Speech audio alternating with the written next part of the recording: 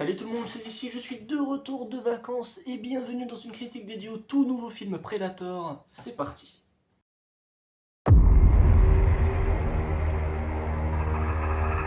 Je ne pensais pas que tu avais survécu.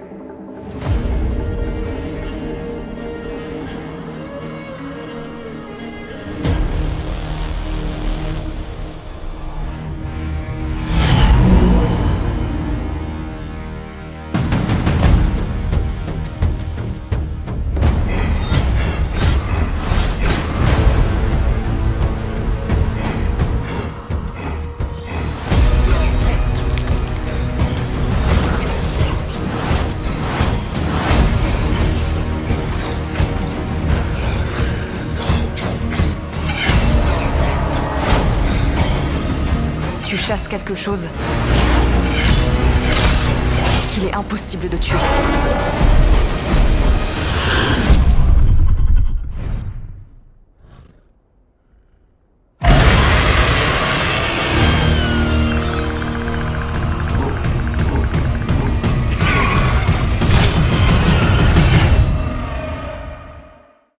Predator Badlands est sorti ce 5 novembre 2025, réalisé par Dan Trachtenberg, à qui l'on doit le chef-d'œuvre qui est 10 Cloverfield Lane, le très bon premier épisode de la série The Boys, l'excellent Prey et le très bon Predator Killer of Killers. Et cette année, donc, il revient avec Predator Badlands, qui nous raconte l'histoire de Deke, un jeune Predator, ou Yotia, son nom d'espèce, qui est chargé de chasser une immense proie afin d'être accepté dans son clan, mais il ne sera pas seul, il sera accompagné de Tia, une androïde envoyée par la Weyland Yutani pour y faire quelques expériences sur une planète meurtrière sur laquelle est envoyé Deke justement.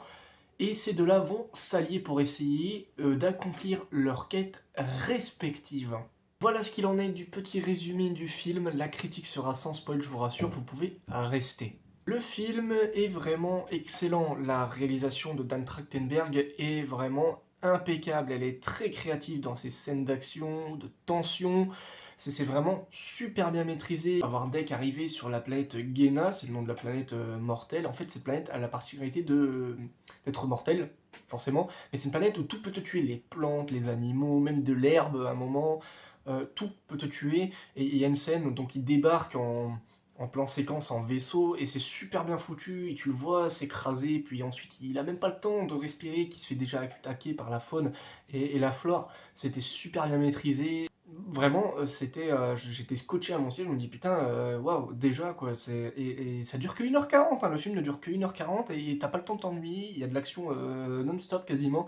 Alors évidemment, le film prend le temps de se poser, de respirer, de développer les personnages et le lore qui est autour. Et oui, la grande force de ce film, c'est que c'est pas un film d'horreur, c'est un film d'action full SF, on est dans l'espace, on suit le Predator comme personnage principal, c'est la première fois qu'on suit ce point de vue, et c'est très intéressant parce que là, pour le coup, le Predator parle, on lui donne la parole et on le rend humain, et ouais, il a des traits humains, il est très humanisé dans ce film, et c'est pas pour me déplaire, parce qu'en vrai, de base, Predator, c'était juste un alien qui butait des humains et qui avait un peu de respect pour les humains qui devenaient aussi eux des prédateurs. Et du coup là dans ce film on a vraiment on n'a pas d'humains, voilà, c'est full Android de la Weyland Yutani, voilà, petite connexion avec Alien. Alors, est-ce que ce film prend en compte les autres films avant Predator? Pour l'instant, pas vraiment, on n'a pas de réponse, mais s'il prend en compte tout, même ce Predator, un giga respect, vraiment giga respect à Dan Trachtenberg de te rendre tout ce bordel canon, mais je pense qu'il se déroule dans son petit coin, bien qu'il y ait un élément d'Alien, donc la Weyland, mais je pense que ça n'a pas trop de gros impacts sur les deux licences. Au niveau de son scénario, c'est très classique, voilà, on va suivre un personnage qui, pour se faire accepter par ses confrères, doit chasser une giga proie géante, c'est classique, c'est du vu et revu, mais c'est la manière dont c'est écrit et raconté qui fait que c'est excellent. On a une superbe évolution du personnage principal, une superbe écriture, vraiment. ça me faisait plaisir de voir enfin un bon personnage principal bien écrit avec un super développement. Mais ça fait plaisir aussi de voir Disney vraiment mettre autant de sérieux dans une saga qu'ils ont récupéré en rachetant la Fox, parce que vraiment avec Alien c'est pas ça, parce qu'Alien Romulus c'était ça passe en plus, il y avait beaucoup de défauts comme beaucoup de qualités. Alien Earth c'était de la grosse merde de A à Z, je vais pas revenir là-dessus. Mais là, avec Predator Killer of Killers et Predator Badlands, c'est une trilogie sans faute. Et en même temps, ils l'ont confié à un mec qui est vraiment fan, qui sait ce qu'il raconte, qui sait ce qu'il fait avec la saga, et ça fait vraiment du bien.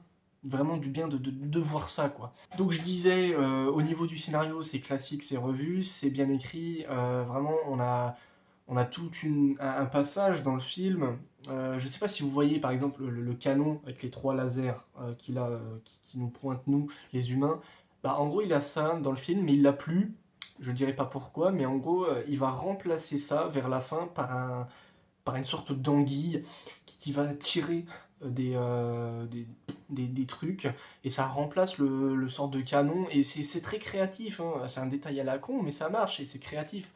Et en même temps, cette anguille fait partie d'un setup qui a eu son payoff. En fait, il y a plein de setups dans le film qui ont eu leur payoff dans le film à certains moments, et c'est super agréable de voir des intrigues qui se concluent, tu mets en place un truc, puis tu vas t'en servir plus tard, c'est super agréable, j'étais très content de l'écriture de ce film, c'était super génial. Globalement, le film, au niveau de son histoire, de son écriture, il n'y a pas vraiment de défaut, c'est super bien écrit, j'ai vraiment pris un plaisir monstre à suivre cette histoire et cette alliance, un problème avec Tia, donc l'androïde joué par Elle Fanning, qui est très drôle, pleine d'humanité, pardon, et ça pourrait en rebuter certains, parce que j'en vois beaucoup dire, oui, le truc est trop Disneyisé. Non, je ne trouve pas.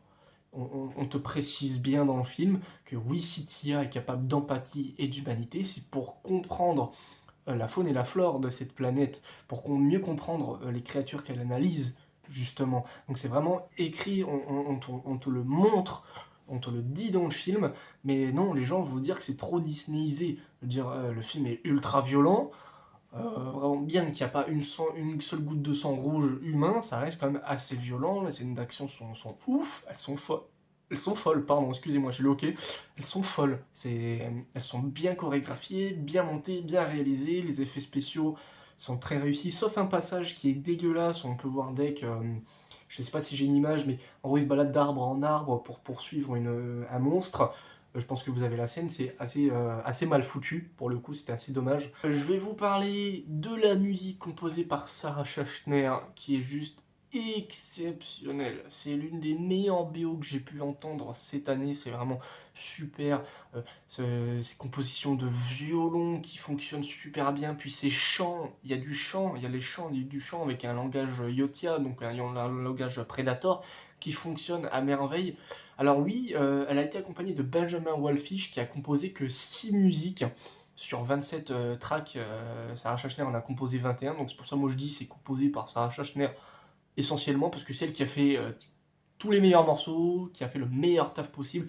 C'est une super compositrice, elle a composé notamment pour Assassin's Creed Unity, Origins, Valhalla, elle a fait notamment Anthem, si je ne m'abuse, et elle a fait Prey, voilà, celle qui a composé Prey, et ça fait du bien de la voir venir dans le monde du cinéma, parce qu'à la base elle était plus dans le jeu vidéo, et là ça fait du bien de la voir venir au cinéma, parce qu'elle est capable de nous offrir de superbes musiques, et c'est même elle, avec Jesper Kid, qui ont fait la meilleure reprise de Ezio Family pour Assassin's Creed Valhalla. Si c'est peut-être la meilleure version du thème, jugez-moi.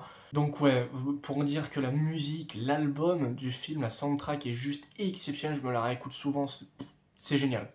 C'est génial, rien à dire au niveau de la musique, c'est exceptionnel. Pour terminer, je vais parler vite fait des visuels, de la DA. Les visuels sont vraiment beaux, on a de superbes blancs, on peut voir dans des plans paysages des aliens en fond qui font leur vie.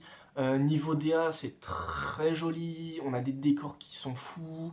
Là, pour le coup, pour une planète sauvage, on a beaucoup de verdure, de forêt, mais on n'a pas l'impression que c'est une forêt qui vient à côté de chez ta grand-mère. On n'est pas dans Predators, où il y avait zéro effort de la part de la direction artistique, c'était vraiment nul à chier pour Predators pour le coup.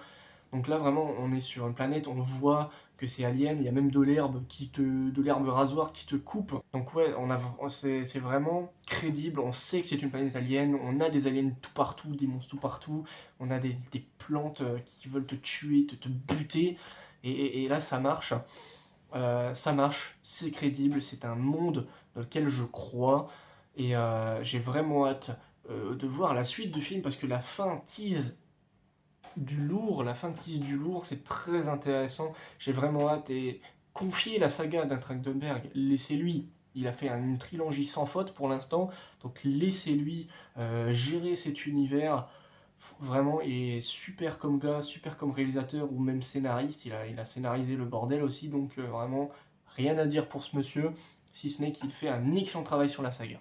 Donc voilà, c'est la fin de cette critique, cette review sans spoiler. J'ai fait du mieux que je pouvais.